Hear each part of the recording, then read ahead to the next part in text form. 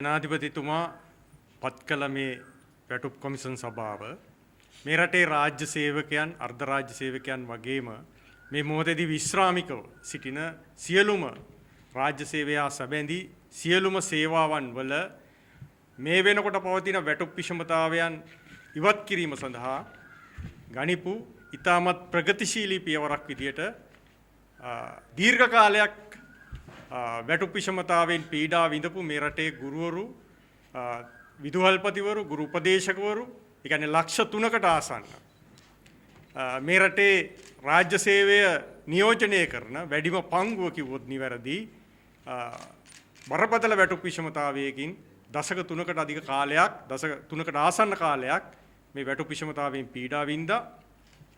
ඒ නිසා රාජ්‍ය සේවය තුල BC පෙරණ වැටුප් කොමිෂන් සභාවේ සිට මේ දක්වා පත් කරපු සියලුම වැටුප් කොමිෂන් සභා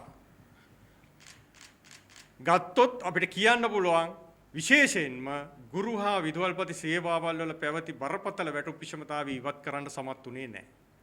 එදා 1994 ගුරු සේවය විදුහල්පති සේවය මේ රටට හඳුන්වලා දෙද්දී මේ රටේ දරුවගේ අධ්‍යාපනය සම්බන්ධව රටේ තිරසාර සංවර්ධනය පිළිබඳව ඉලක්ක සහගත අරමුණු සහිත තිබ්බ සේවා ව්‍යවස්ථාවක් කියලා හඳුන්වලා දෙන්න පුළුවන්.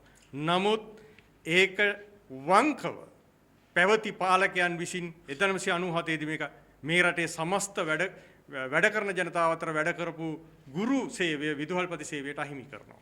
මේ අහිමි කිරීමත් සමග වසර 27ක් තිස්සේ මේ වැටුප් විෂමතාවය වෙනුවෙන් මේ රටේ ගුරුවරු විදුහල්පතිවරු මහපාරේ සටන් කරා.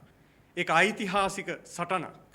ඒ ඓතිහාසික සටනේ ජයග්‍රහණයක් අපි අත්පත් කරගත්තා. ඒ කියන්නේ පැවති වැටුප් විෂමතාවයෙන් 3/1 ප්‍රමාණයක් දිනා ගන්න සමත් වුණා. නමුත් අපි දන්නවා මේ රටේ ඉලක්ක සහගත සංවර්ධනයේදී විශේෂයෙන් තිරසාර සංවර්ධනයේදී වර්තමාන ආණ්ඩුව අපේක්ෂා කරන අරමුණු කරා රට ගෙන යාමට නම් මේ රටේ අධ්‍යාපනය ඉහළින් ඔසවා තැබිය යුතුමයි.